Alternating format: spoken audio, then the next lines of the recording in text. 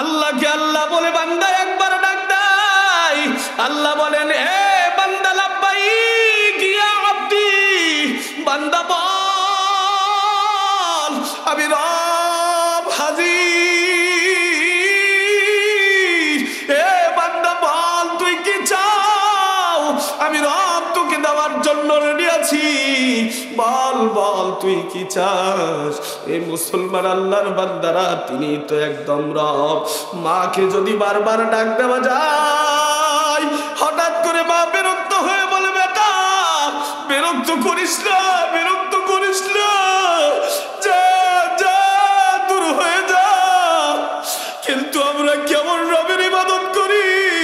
রব বলে বান্দা ডাক, কত পারিস আমি রবকে রব বলে ডাক। আমি আল্লাহ কোনো প্রকার বিরক্ত বোধ করি না, বরং আরো খুশি হয়ে যাই। কেমন রবের ইবাদত করি আমরা, কেমন রবের গোলাম।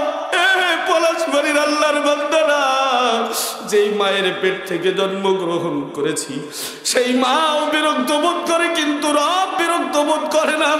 সেই রব,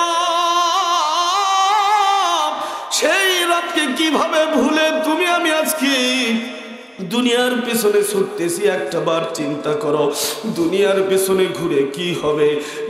আল্লাহকে আল্লাহ বলে বান্দা একবার ডাক দেয়।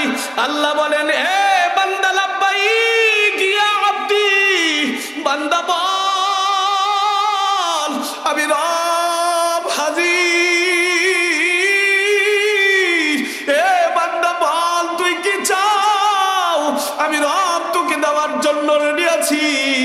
বল বল তুই কি চাস। এই মুসলমান আল্লাহর বান্দারা, তিনি তো একদম রব।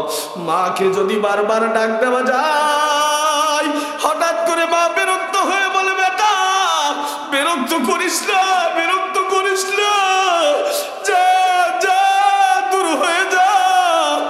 কিন্তু আমরা কেমন রবের ইবাদত করি।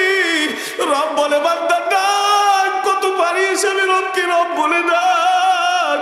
আমি আল্লাহ কোনো প্রকার বিরক্ত বোধ করি না, বরং আরো খুশি হয়ে যাই।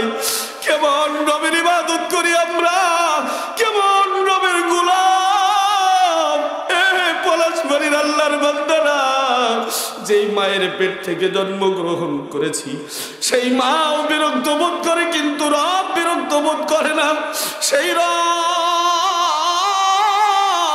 সেই রবকে কিভাবে ভুলে তুমি আমি আজকে দুনিয়ার পিছনে ছুটতেছি। একটা বার চিন্তা করো, দুনিয়ার পিছনে ঘুরে কি হবে।